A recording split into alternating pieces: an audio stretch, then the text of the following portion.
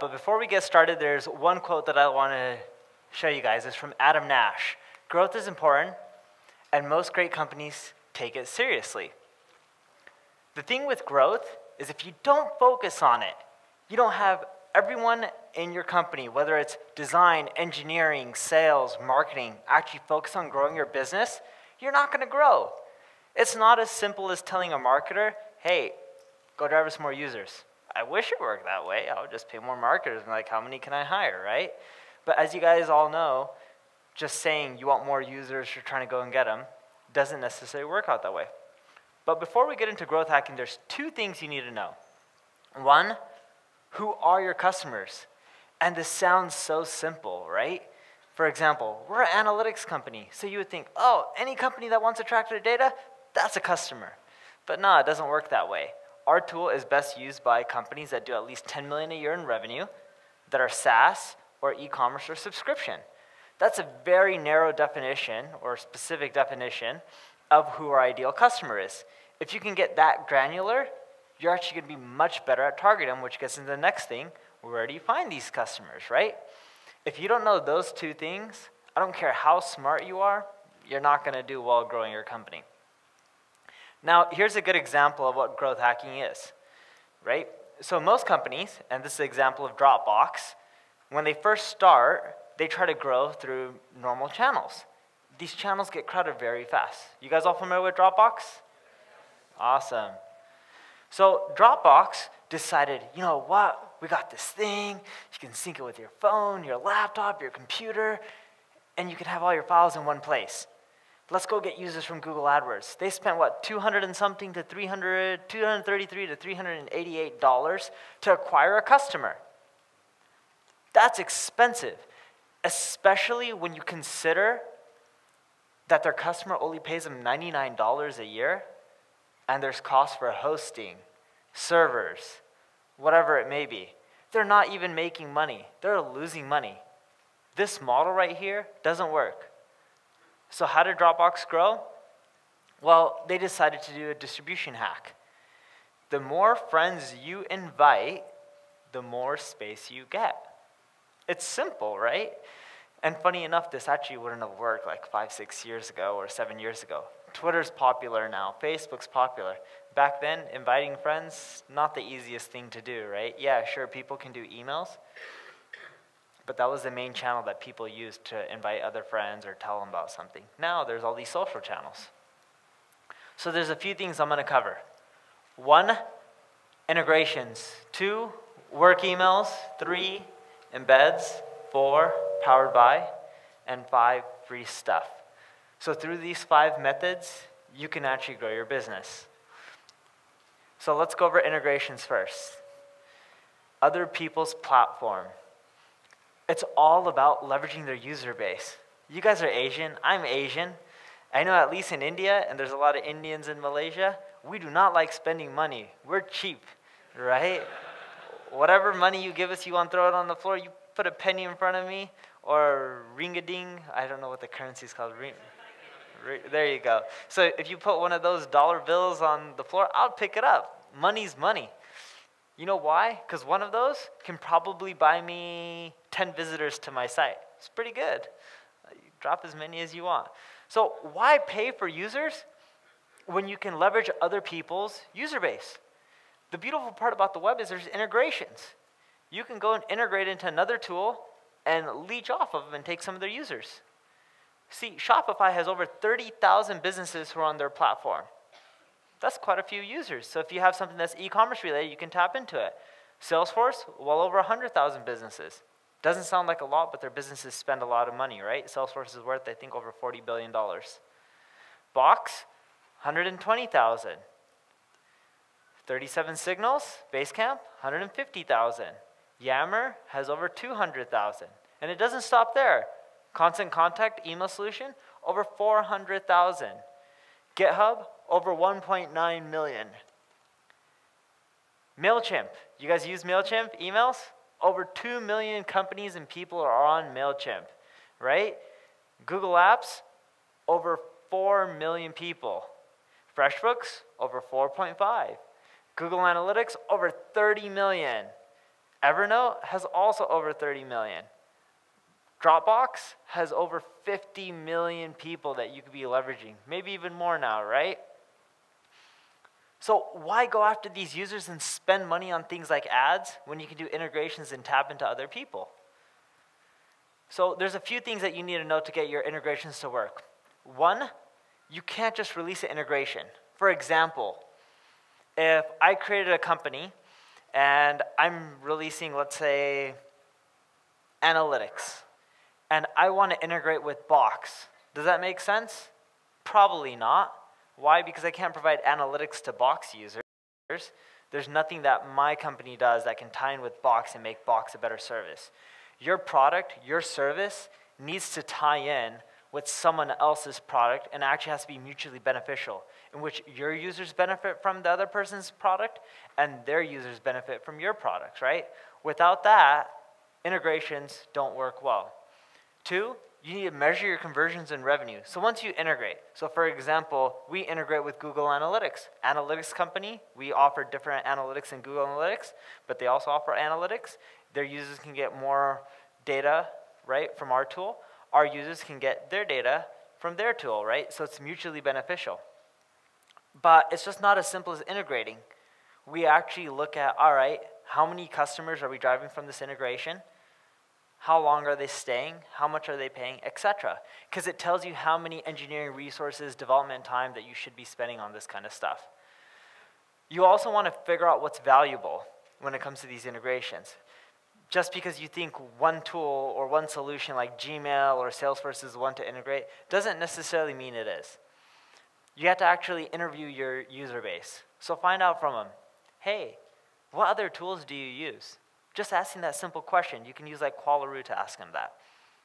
Something that simple will actually tell you, we use X, Y, and Z, and if you see a pattern, maybe there's a potential integration. And that's an easy way to actually discover more. You also want to make your partner pages awesome. So one way to actually get good integrations, if I work with Evernote or Dropbox and they're integrating with us and we're integrating with them, it doesn't mean that you're going to get users.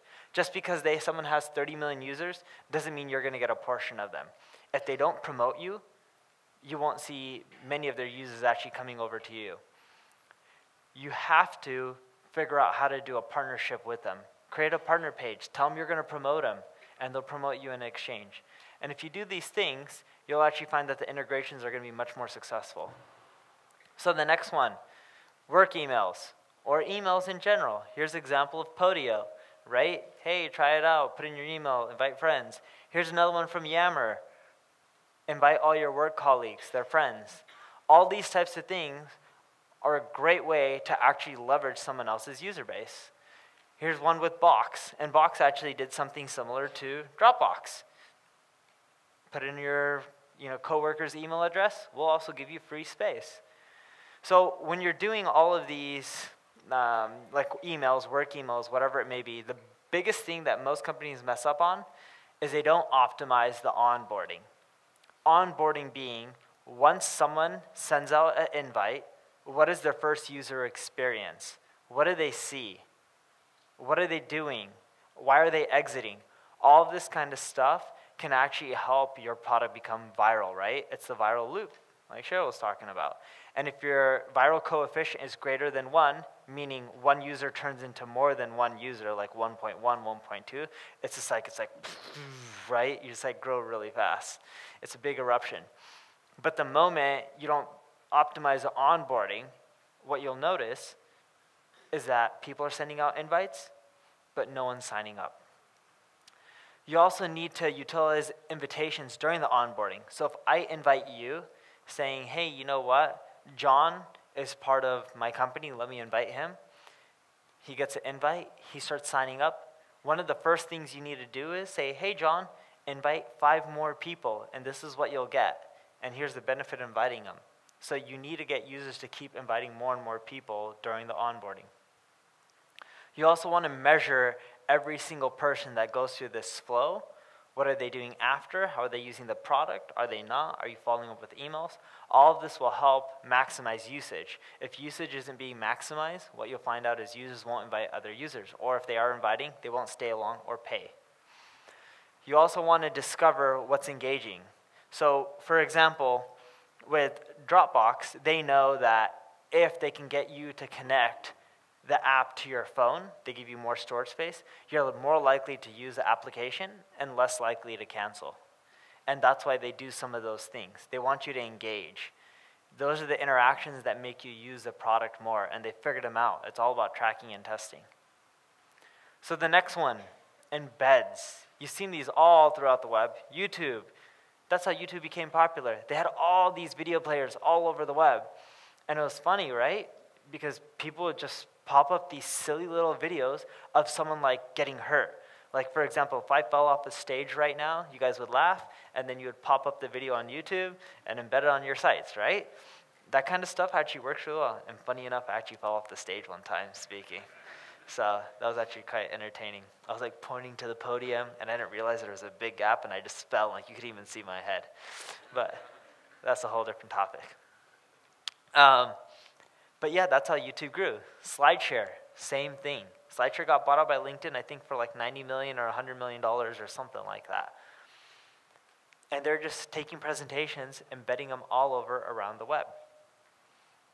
It's a great way to grow because people are seeing it, right? And as more and more people see it, more and more people want to create the SlideShare. So with embeds, there's a few things you need to keep in mind. One, why should people put the embed on their site? Just because you have an embed doesn't mean you'll put it. For example, when I started out as an entrepreneur, I was naive. I also thought when you put up a website, people just come to your website.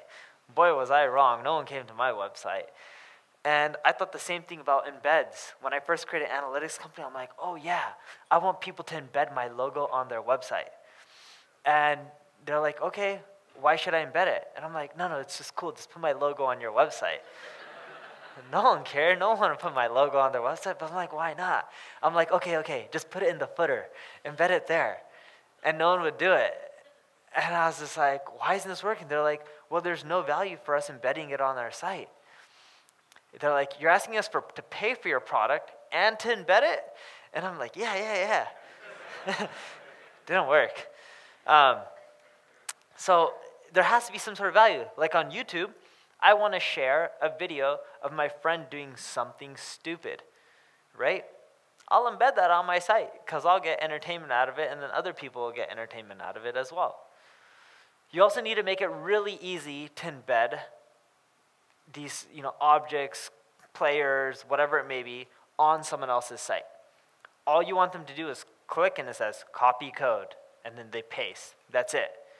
You also want to make it where the box that has embed code, they click once and it selects everything in there. You don't want them to have to double click or triple click. It'll reduce your conversions. Make it as simple as possible, right? Next, you need to track your embeds and how well they're doing. What you'll notice is a lot of people are embedding them, but if these embeds aren't driving traffic back to your site, it's almost useless because then no one's going to sign up. So with YouTube, have you noticed that at the end of a video, even if you're on someone's site, it shows like 9 other videos? At the very end, and it says, oh, you may also like, people who watch this video may also like, right? So they're showing you more videos because they want you to click and then go back to YouTube and watch more videos there. That's how they make money, ad revenue and stuff like that. Without that, they wouldn't do as well, right? So it's all about tracking and figuring out what you need to do to optimize to get people to come to your site. YouTube didn't have that when they first started out, which is awesome because like they have these embeds. But what sucks is no one was coming back to the site, which means they weren't making as much ad revenue, and they eventually fixed this, which helped them get more signups and stuff like that. The next one is you need to test relevant call to actions. So we did this at one point in which we found out that having things like powered by XYZ company was better than just putting the logo. So all these different types of call to actions, or get your own, a hello bar, get your own YouTube account or own YouTube player, whatever it may be, those type of call to actions sometimes cause more signups. So testing all that can make a world of difference.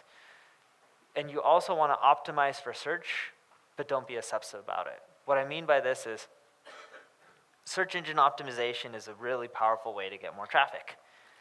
Embeds are backlinks. Now, the way search engines work is it's like link being a vote. So I don't know how the Malaysian electoral system works, but is it vote-based or is it just dictatorship? You like have this weird look in your eyes right there. Okay, so let's say it's vote-based, assuming she's actually telling the truth. The more votes someone gets, the more likely they are to win. The same thing being on the web. If I link to you, that's a vote. I'm saying, you know what? I link to Magic because this place is magical. I don't know. So they should rank higher on Google. And if you guys all link to Magic, they would rank higher. By the way, I'm pretty sure they would accept your link, so feel free and do that if you want to share the love. So if you get all these links, you rank higher. But if the search engine's like, hey, you're putting all these embed codes on people's sites just so you can rank higher, they're going to end up dinging you. So you can't like optimize the link and say like payday loans. Do you guys have payday loans here? No?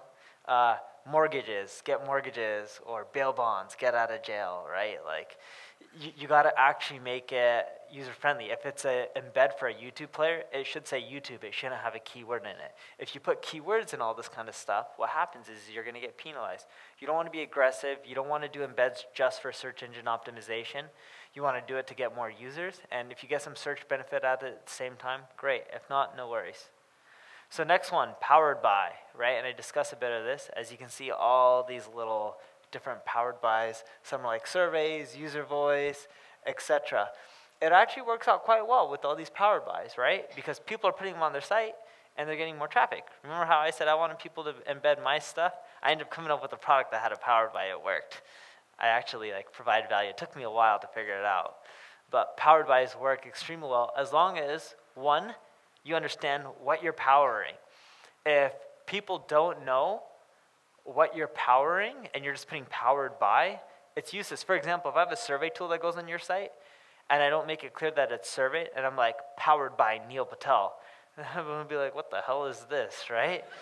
If I end up putting like powered by SurveyMonkey, you're like, oh, it's a survey product powered by SurveyMonkey. Let me sign up.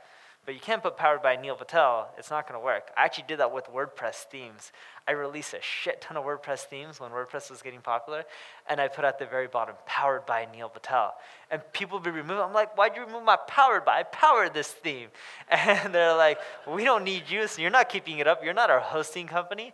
And they thought I was like hosting it. And they're like, we're not going to give you powered by unless you give me free hosting. And I'm like, what do you mean I'm not a hosting company? They're like, then remove the powered by.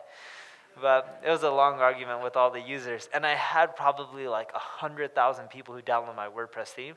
Out of the 100,000 people, I think only like 2,000 or 3,000 left the powered by. I was so sad. But it works. It drives traffic, right? If I got the whole 100,000 to keep it up, it'd be very valuable. But it has to make sense. If it said powered by Woo themes, and people would be like, oh, these guys provide free themes, let me keep it. You also want to test the call to action. Is it powered by? Is it brought to you by? Is it optimized by? Whatever it may be. All these types of things are effective. You also want to test the landing pages. Most companies, they optimize the object that's embedded on people's sites. The powered by, the widget, whatever it may be. But they don't optimize the site, the landing page, of the visitors that are coming in. For example, I tested something because I learned on the web, everything's referral-based, right? And the more personal I get, I learned this from the dating sites. So like, I don't know if dating sites are popular here in Malaysia, but let's say you're in KL City. So dating sites would be like, oh, there's 1,263 singles in Kuala Lumpur, KLC, right? And then you're like, oh, I'm in KLC. Let me sign up. There's probably someone for me right now. And they'll even tell you they're online right now, right? Whether it's true or not, they're saying that. I'm not saying be that deceivious, but they're optimizing the landing page. So I figured out that when someone drives me traffic, so if Magic drove me visitors and they were having my powered by on their site, when you click through, I would make my landing page, welcome Magic visitor, right? I'm here to provide you a magical solution. Here's your free trial of a survey tool or whatever it may be. So by customizing the message on the landing page, it may sound cheesy, but you'll get more people to sign up. It's simple. The numbers are actually quite drastic. We tested this on Kuala Roo. We used to own it. It used to be called Kiss Insights. And when we actually made the landing page say the refer that caused the person to come there, our conversions went up by, I think it was like 30 or 40%. It's not bad, just popping in the URL, right? You also want to track views, clicks, conversions, and LTV. So if the Powered By is not driving a lot of clicks, if it's not driving signups, there's probably no point in having it. You don't want to just put it because you want it. If it can provide you some sort of value, by all means, do it. If you're benefiting the customer as well, great. And lastly, you also want to measure the individual effectiveness. Each site is different. And we learned this. We have an orange bar that's called Hello Bar that we put on top of people's sites. We learned that marketing sites don't drive as many visitors to us compared to gossip sites. So in the US, celebrity gossip sites are really popular. And they'll be like, oh, did you see Kim Kardashian just did this? Oh, President Obama just got a new dog for his daughter. And that stuff is really popular. They want to know, like, President Obama's dog goes to the bathroom 5 times a day. Like, that's the kind of stuff that's on these celebrity gossip sites. So people are reading it, and they're clicking through to our site and going to Hello Bar. And these people are reading about, like, Obama's dog. And do you think they're going to sign up? No. But marketing sites that use our product that drive 1/100th of the visitors actually generate 5 to 6 times more signups. So it's not just about, hey, are these bars effective? It's individual effectiveness as well. What sites are driving the more signups? Why? Last but not least, and then we'll get into Q&A, is free stuff. You guys are Asian, I'm Asian. I know this is stereotypical, but I love my free stuff. The more free shit you give me, the happier I am. I'll take it all day long. It's like, it can be small. Like, you know, the Magic people who were here were awesome. They got me water so many times. I could buy the water, but like, I was like, free water, woohoo. And that's the same way web people think. The more free stuff you give them, the happier they are. Now, don't worry. I'm like you. I don't want to give away too much for free because I'm going to go broke, right? How can you just give them a bit for free and stuff that doesn't ideally cost you any money? So I'm going to teach you how to do some of this stuff.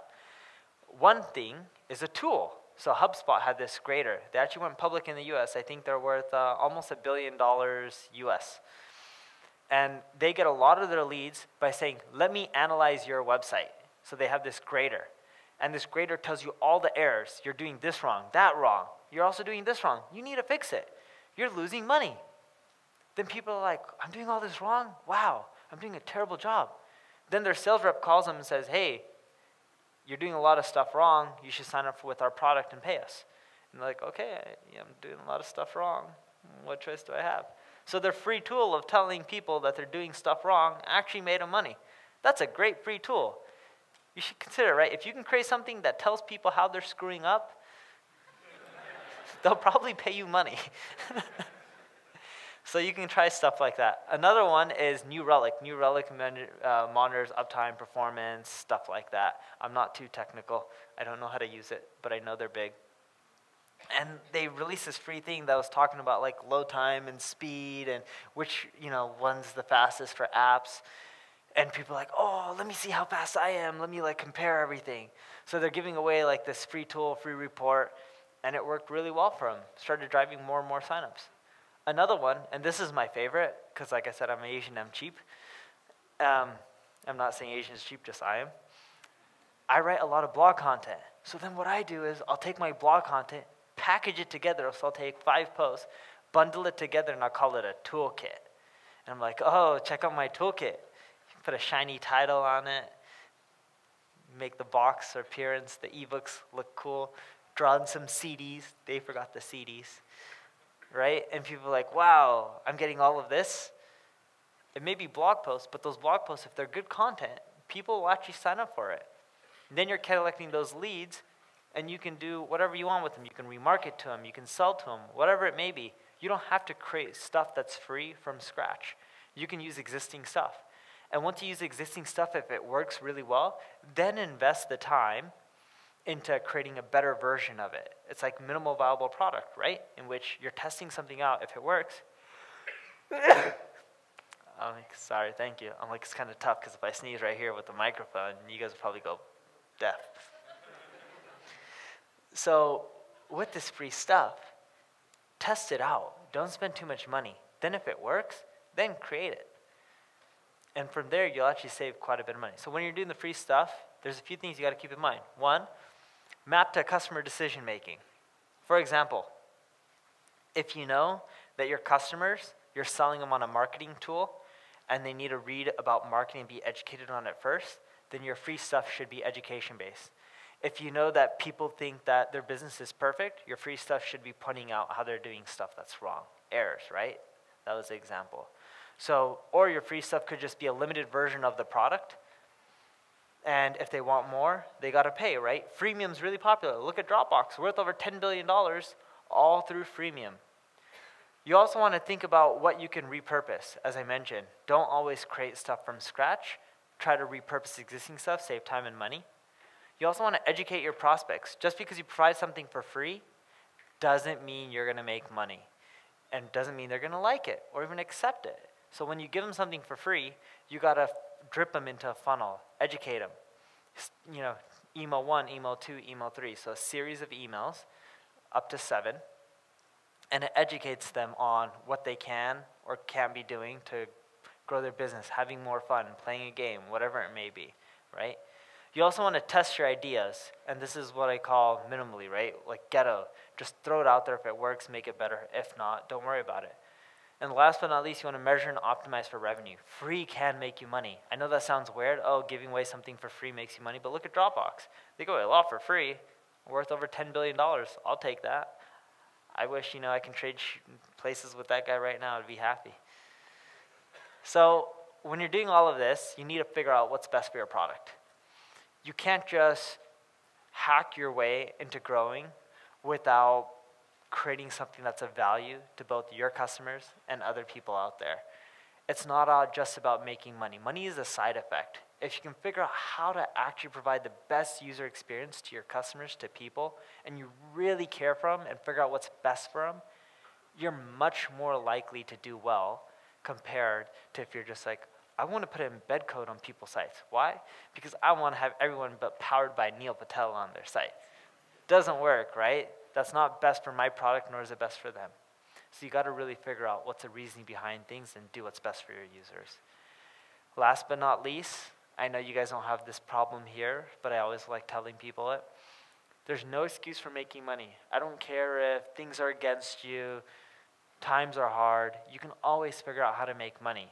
Don't just do hacks, distribution growths because you think that, hey, it's cool, I want to try it out because someone else is. Don't just give away stuff for free and have no plan on how you're going to monetize it later on. You need to focus on making money. And it is possible. Every one of you here can succeed. I met up with a lot of businesses yesterday. The amount of them that were making money, and it's actually some of them making substantial money, I was actually proud. I was like happy. I was like, wow, this is actually really good. And coming out of Malaysia, right, I was like, this is awesome. Some of these companies are doing better than the ones I know in the US. So it's like, focus on generating income. It's possible. It doesn't matter where you are in the world. And that's it. Now I wanted to get into some Q&A. I can either answer generic questions, or if you tell me what your website is, I can give you an example of how you can use growth hacking. You pick.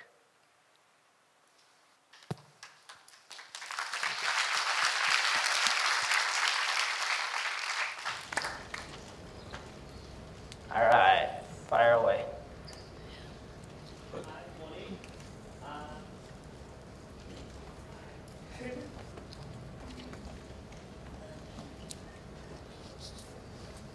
Hi, good morning. Whoa.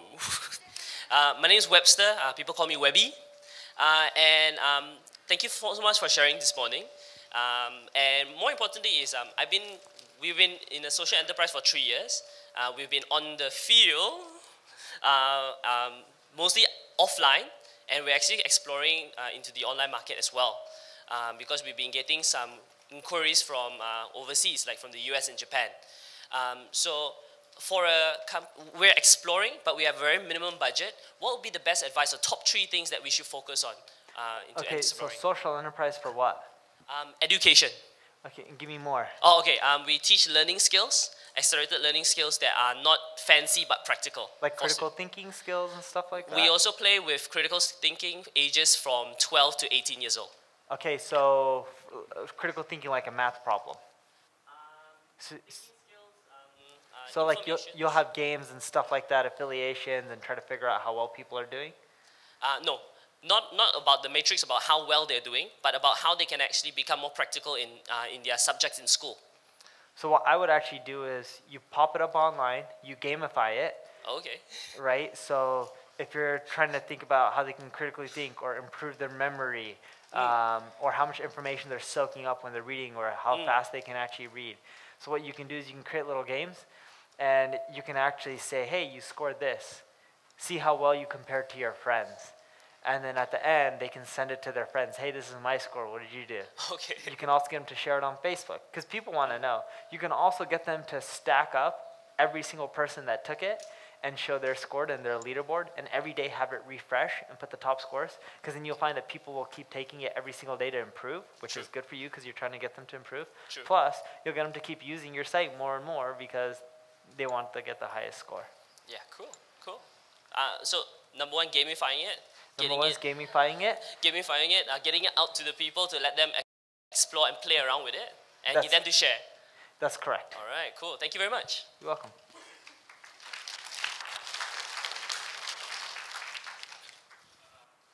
Where do you draw a line on ethics? You know, you can go too far and do this growth hacking so that, you know, you somehow almost like trying to cheat people, or I don't know. I mean, is there any that kind of issues you discuss about? Totally. Yeah, thanks.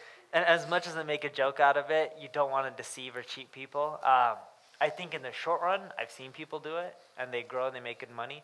But in the long run, it's just not worth it, right? The way I look at it is, if you can't sleep at night and you can't tell people like, hey, this is what I do with a smile on your face, something's wrong. So I don't know if you guys have that problem in Malaysia, but in Southern California, they definitely have that problem, right? All these... Yes, people do anything for money. In America, we have the show called American Greed, and it showcases people who just make money and like bend the law to kind of make the money. You don't want to go that far. You don't want to be seen on TV. What's your name? Deep? Yeah, you don't want to be seen on TV in Malaysia, like, Malaysia TV, here's Deep. Deep stole $5 million by tricking people, right? If your parents won't be happy, you probably shouldn't do it.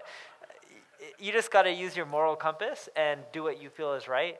But in general, I would do what's best for the users and think about them first, even if that means you make less money in the short run.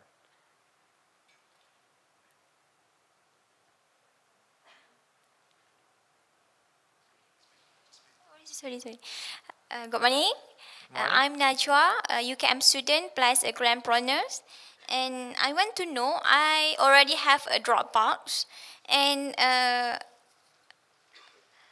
can I know the best choice for me to open my company focus on social entrepreneur?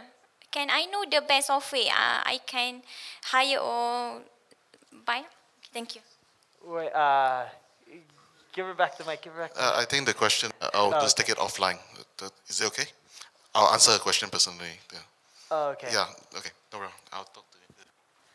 Sounds good to me. Hi, I'm Chai. I run an e-commerce business selling cameras. Okay. So we're actually trying out setting up a learning center. So we're experimenting with coming up with YouTube videos every week and blogs every week. So I was wondering whether you could actually review it and see what we can do better. I think What kind of site? What kind of e-commerce? What do you sell? Yeah, we sell cameras. So big brand cameras, Canon, Nikon, GoPros.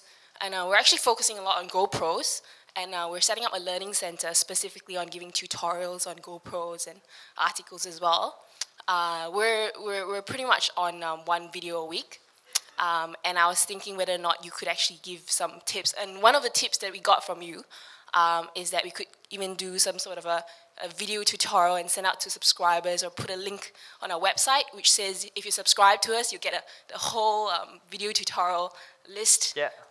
To do that, but I was wondering whether you could actually review, maybe even on screen. Here's a few things I would do. One, Yep. check out Digital Photography School, digital-photography-school.com, I believe it is. You can Google it, and the blog does extremely well. All they do is for specific cameras give tips on how to take better pictures and photography, and it'll drive you a lot of traffic. People struggle. All these people want to buy these fancy cameras, and most of them don't know how to take a picture. So if you can actually teach them how to take a picture, you'll actually do quite well. And then I would also start doing comparison articles, the difference between an iPhone camera and the difference between, you know, a Canon camera. I don't know what brands are out there. Shows you how many pictures I take. And what you can actually do is show the difference. You can also do something where after users buy a camera, you can actually say, hey, you know, want your work showcased? Submit it to us, and if we like the pictures, we'll actually showcase it. So then you can actually have a collage of all the people who are buying, kind of like creating a community, and they can start sharing the pictures that they're taking, and people can start giving them feedback. You can also do something funny, kind of like a Will It Blend. In America, they sell blenders, and they blended like a brick in there, iPhone, and I don't know how to cook, but I paid like $500 for a blender. That's how stupid I am. Because I was like, oh, this thing, it blends an iPhone. So I went on Amazon and I bought it. But I've never used it once, and it's been like 3 years now. But it blends an iPhone. One day, I'm going to put my iPhone in there. So I bought it for that reason. Now, cameras, I'm not saying put it in a blender, because that's, you know, it's probably not good. And it doesn't show the value of the camera when it's in powder. But what you can do is actually like show a waterproof one, right? There must be waterproof cameras. Like you can do like fun stuff, like throw it in the pool, have your kids spill their milk on it, you know, like have a baby spit on it. And then you can show like, hey, look, it may be dirty, but I can still take good pictures, right? I know that's kind of weird and kind of gross, but it would probably be like, wow, this person's like really weird, but this is awesome. So yeah, you can do that kind of stuff. Or which cameras are the most durable, and actually like just drop it from here. So let's say the average person is 5'6", 5'8", 6 foot, whatever, and just be like, quick, and then just drop it, and then go like, camera, drop, next one, drop. And then you can show them all, be like, this one's the most durable. So, yeah, but maybe you can get these guys to donate some, because like a lot of the people that sell these products for press, they'll actually give you samples and stuff like that. And you have to mail it back, but it may have a dent or two on it, but they may let you out, ask them first. Yeah, you can do stuff like that. So it's all about just becoming really creative. The other thing that I found that works really well in e-commerce is most of your audience, at least 98%, I'm guessing, don't buy, right? Yeah, so what you would want to do is upon exit, there's like a software called Bounce Exchange. You can try to create it on your own. It's an exit technology. Based off of mouse movement and velocity, it detects when someone's leaving your website, and it says, hey, here's a coupon for $15. You know, put in your name and email, and we'll send you a coupon. It's actually a great way to get people to come back. Bounce Exchange, BOUNCEEXCHANGE.com. So you can try that. I would also end up doing it where you do a two-step checkout, name, email first, then you have the credit card and everything on the next page. Don't make them register to check out, but name and email. So that way, if they don't check out, you can actually email them saying, hey, you noticed you didn't purchase this, you should consider coming. Yes, better than one step in most cases for e-commerce.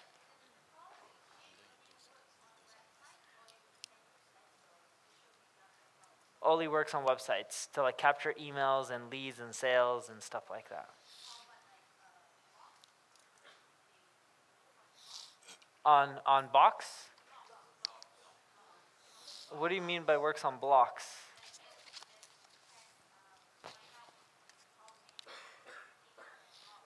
Yeah, oh, blogs. Yeah. It works on blogs as well. Very well on blogs. My bad, I thought you said blocks. Next question. Neil, my name is Alvin from mobileads.com. We are a SaaS solution, enterprise solution for to create interactive rich media mobile ads. Our target market is ad exchanges, ad networks, DSPs, so forth. So how do I growth hack the company to create, to generate targeted leads? So with yours, the sad part about it is friend referral programs, all that probably won't work that well because you don't have a big customer base. Your customer base, like the ad networks, is much smaller base, and you want leads and then sales guys call and close. Am I correct? So your best approach is actually blogging, and it's very hard to create a blog and make it popular from scratch. What I actually would do is I would guest post on other people's blogs. So let's say you would post on other marketing blogs. What you first do is you would write content that would benefit their audience as well as potentially drive you customers. And getting these guest posts aren't easy. So if I have a blog, my blog is called Quick Sprout, and don't use this on me, right? Because I won't fall for my own tricks. Everyone always does this. After I tell someone how to do it, they email me with the same exact thing. What I would do is I'll be like, hey Neil, I gotta say I love Quick Sprout. I've been reading it for X amount of time, try to make it genuine actually, go through the post, and be like, I noticed that you could have mentioned X, Y, and Z in this post to make it better. And I would be like, all right, you're right. I probably should have mentioned that. Good idea. And then and that's it. And just be like, thanks, what's your name again? Alvin, your loving fan. And then the next email, you can end up being like, hey Neil, have you ever thought about blogging on, mobile distribution for XYZ type of marketing companies? And there's a good chance I'll reply because I already saw your first email before, a few days before, and you gave me a good suggestion. So I'm like, all right, let's reply to this guy, Alvin. And then I would probably be like, yes or no, or yeah, maybe I'll consider it in the future. And be like, you know what, Neil, I know you're so busy with your blog. You already do such a great job. I don't want to burden you with more work. If you want, I can just write it for you, right, to save you some time. And a lot of people are like, oh yeah, that's great, thanks. And in that email, don't just say I'll write it for you. You're like, I'll write it for you. And by the way, you can check out some of my samples here, and you link them to other places where you blogged. If you haven't blogged anywhere else, you actually attach the sample blog post that you've written. And it'll work out really well. And what you do, Buffer used to use this strategy, you email out 10 people at the time the same blog post idea. So you go to 10 bloggers. So just like I'm Quick Sprout and someone else may be Moz and a few other blogs, you email all us out at the same times. And for the people who say yes, let one of them have the blog post. The others you be like, wait, I actually have a better idea. And then you give them a new title and a modified version, and then you send a different version to them because you don't want duplicate content. But if you use that strategy, it'll work really well. But like I said, don't email me with that because I'm not going to fall for it. I know your name. It's Alvin.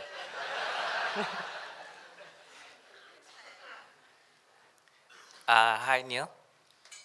Where are we at? Here, next question. All right. There you go. You can see my eyes. Yeah, maybe I should stand up. Okay, my name is David. My question is related to content marketing.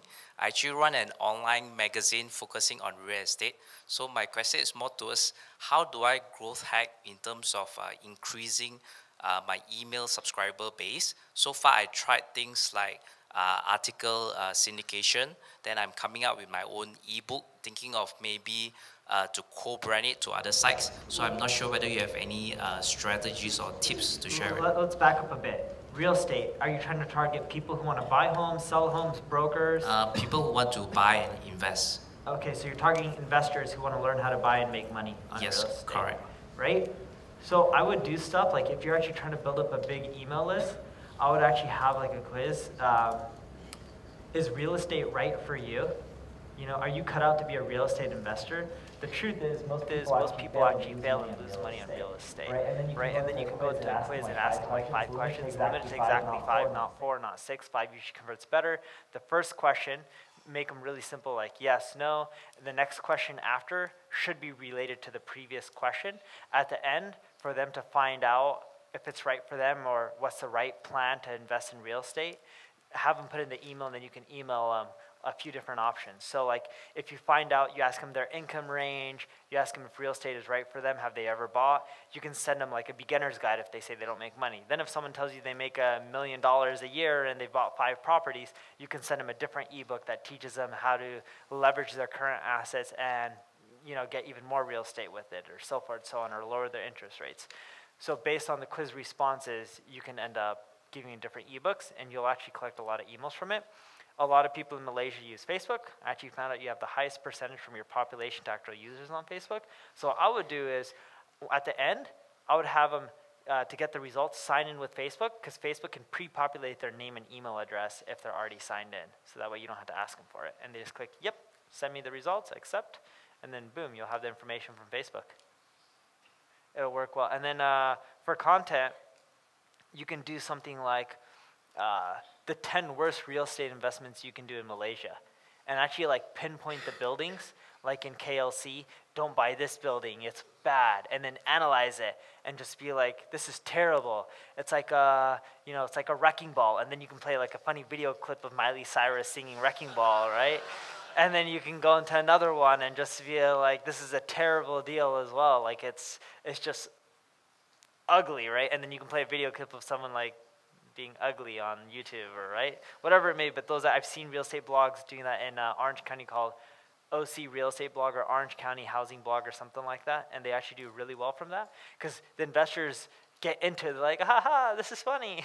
I'm not going to buy here. And then what you'll find out is those buildings will actually pay you to talk about them later on, and you'll be like, no, I'm not going to talk about it unless you make it more investor friendly and you change this, but you'll actually get good deals. I did that in the US. I bought a condo. My first condo I bought was in the Hyatt in Seattle, and I did a blog post saying how they're not that good. I didn't own a property at that time in that building. Then they contacted me and they worked out a deal for me to remove the blog post. So, worked out well. Okay, hi, I'm Safa, and I want to know about when you talk about the free stuff just now, I would like to know how, like, people like now, like me, I will give free stuff when I want to introduce my product to people, like buy one and free one and that sort. But how far would you go to giving people free stuff? Because I'm not saying we, but I'm saying me myself. I can be quite stingy in some ways, but how far would you let people having your free stuff, and when you to know when you want to stop giving them free stuff? If it makes sense and you're making more money from it, you do it. If you're making less money and less profit, you don't do it. So look at it as profit. It doesn't matter how lavish you are or stingy you are. If you're making more profit, you're making more. That's all you care about, right? Assuming as long as you're providing a good product, service, you're not ripping off people. So in addition to those things, if your profit's going up, you do more of it. If the profit's going down and revenue is going down by giving the free stuff, you do less of it.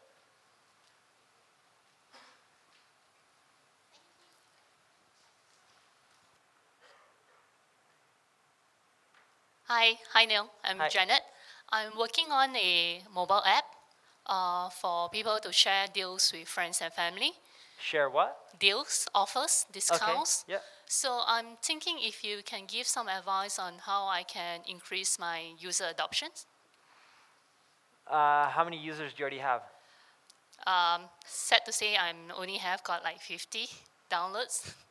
Okay. Have you figured out an invite flow? Like, because people who want deals want discounts, and you're making money as well on the deal, right? No, it's actually, it's not like Groupons whereby the merchants, the Groupon will go and source for the merchants to put it up. This is more like if I go out and I spot a discount, I spot an offer, and I would like to share it with my family and friends, I'll just snap a photo and I'll put it there. Then the users who are using the app will actually get notified and get to know about the deals and offers. So why not make it UGC related? So user-generated content, in which let your community find deals for you, and you have leaderboards and have people vote on the best deal, bad deals, and the users who create the best deals or find the best deals, they get recognition, awards, whatever. Maybe they even get something for free at the end of the month, right? But if you actually make your users find the deals for you, they'll actually get a kick out of it. Because people who are stingy, like my mom, she finds all the deals. I don't even know how she finds, like, she'll be like, look at these shoes. How much did you think I paid? And I'll be like, $10. She's like, you kidding me? I got it for 50 cents. I'm like, how'd you get these shoes for 50 cents, right? And she's like, the store was closing down. She's like, I tried to take it for free so they don't have to store the inventory because it costs them money to store the leftover shoes. But she's like, but they made me pay 50 cents. But like, she finds all the deals. Sometimes she comes home with toothpaste for free. I'm like, how'd you get free toothpaste? And she's just like, triple coupon. So, but yeah. You got to see the community. Your first 100 users, you got to actually reach out. Those are the most important people. So when you're starting out, you need to like go and handpick people, find them yourself, reach out to people, and get them to participate.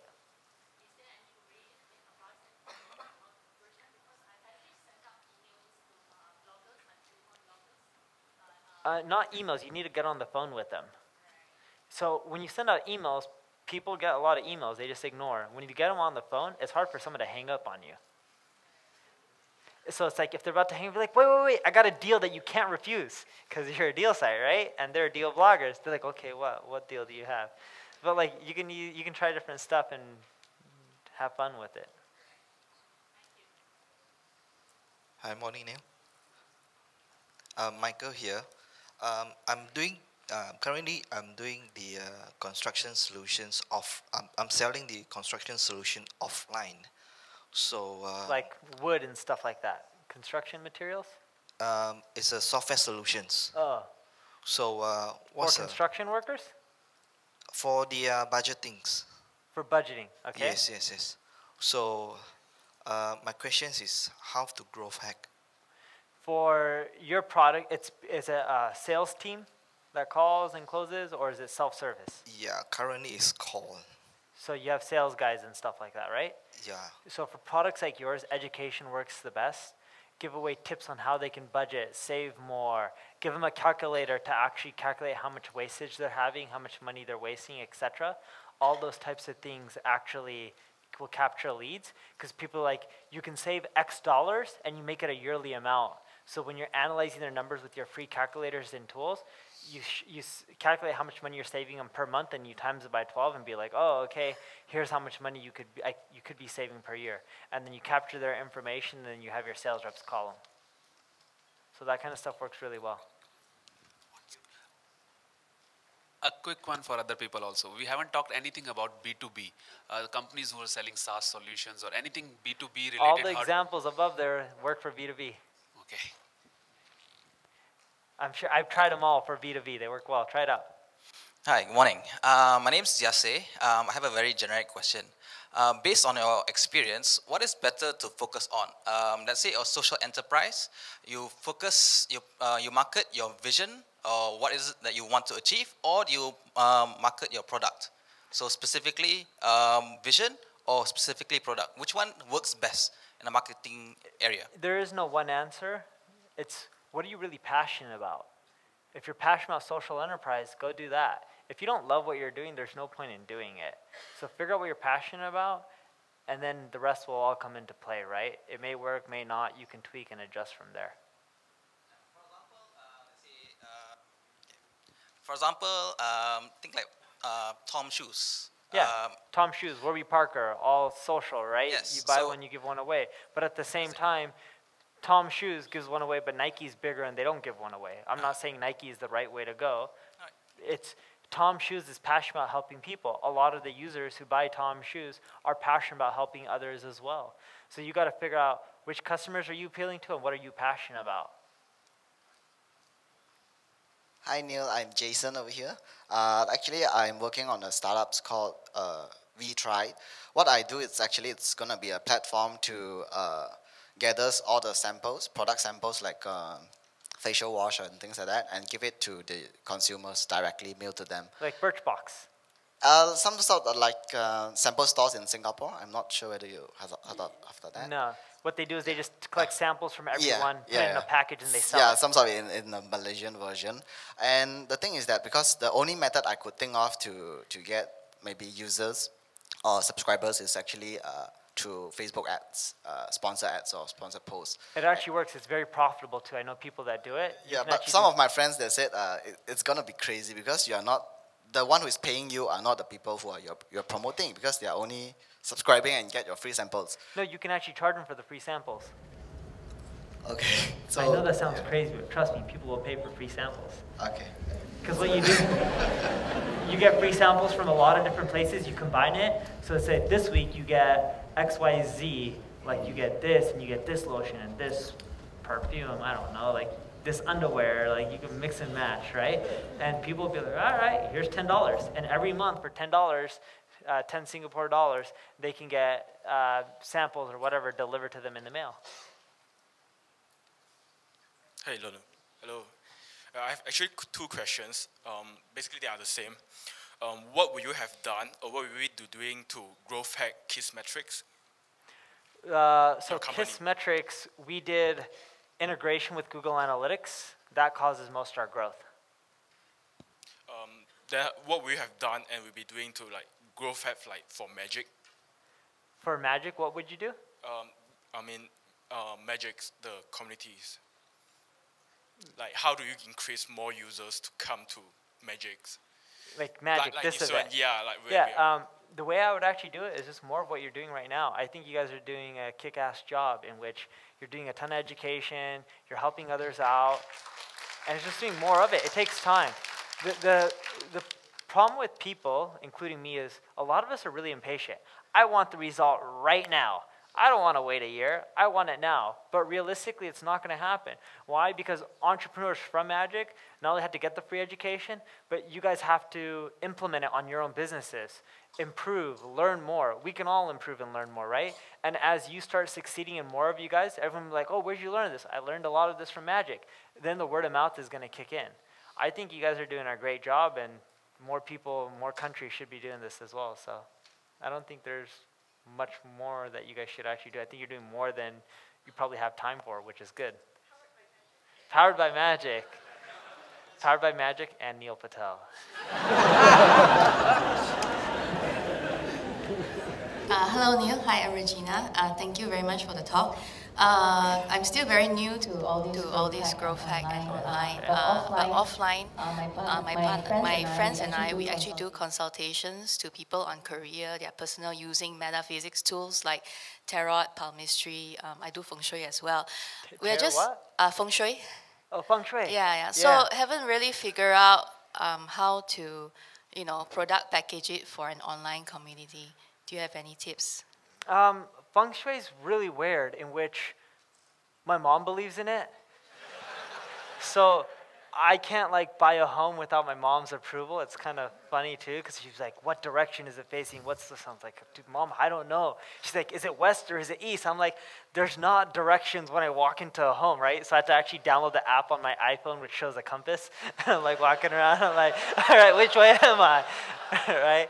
But if you actually made it simpler, if it's feng shui is a lot of different stuff. So let's say feng shui related to your home.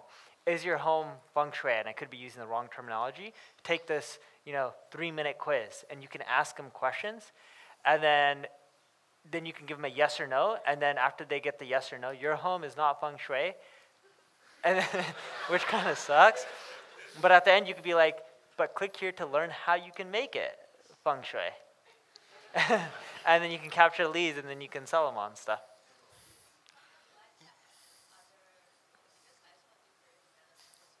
You want to do what management? Career development. What? I don't even know what Terra is. My bad. It's like telling people you're gonna die tomorrow. Like that, right? But for business, oh yeah, this is gonna happen. My mom's superstitious too. She tells me, she's like, watch out, this year you're gonna lose money. I read it. I was like, all right, Mom. And I don't want to lose money, so I actually listen because I'm afraid of I will lose. But that's tough. You got to go after the people that really believe in it. And there's probably communities. Oh, there's so many people who are fans of this stuff on Facebook. You can actually start doing ads to them, get a tarot card reading of how well you're going to do this year in your job. Want a raise? Find out the tarot card answer or something like that. I don't know the terminology. And then they can click there, and then you can they can call you for $50, I'll tell you if you're going to get it, or they can charge it, right? I don't know how it works, but. Hi, quick question. We're launching a site in January called isitup.com. Is it up? Yep. And isitup.com? Is it up? That's the website. It's a good name, huh? Yeah. Part of the service is a freemium service. And I know you mentioned Dropbox, and you also related it to profit. Now, Dropbox through its history has actually been a real loss-making company.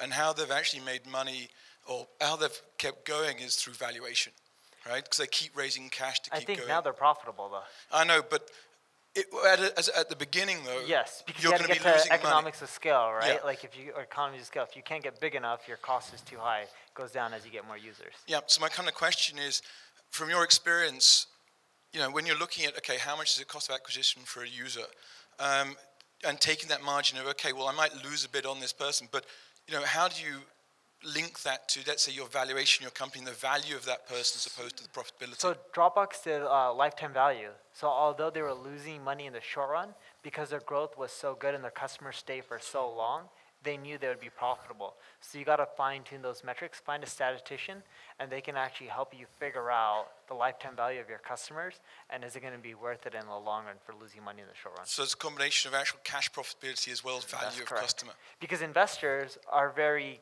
black and white. Are you going to make money? It doesn't matter if you make money tomorrow or if you make money in 5 years from now. If they know they're going to get a return and they're happy with it, that's all that matters. Okay, cool, thanks. Last question.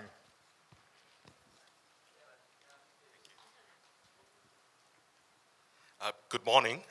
My name is Samuel. I would like to ask your expert opinion on a certain problem that I've been having.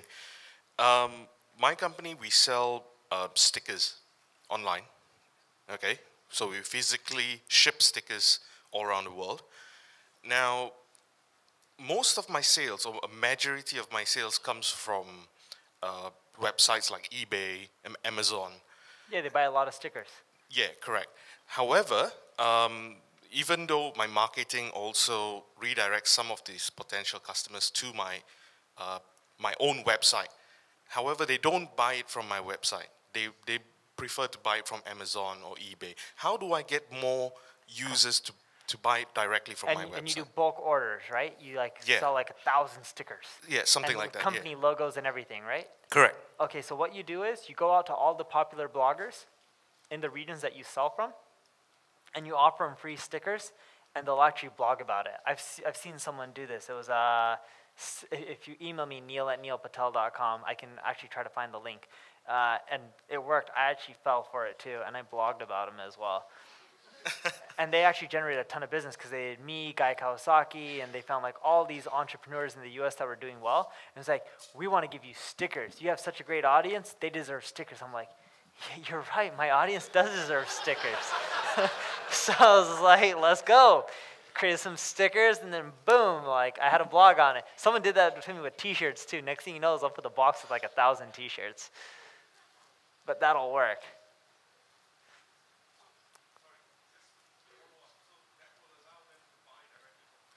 No, it'll get you branding, because what will happen is these bloggers have an audience, and you're giving business bloggers away stickers, and marketing bloggers. People who read it are marketers, business owners. They'll be like, oh, this company produced your stickers. They do really high quality. Well, when I need stickers, I'll just go to them because I don't know any sticker companies. Do it, it'll work. Use that same email pitch. Be like, your audience deserves stickers. So, but thank you guys.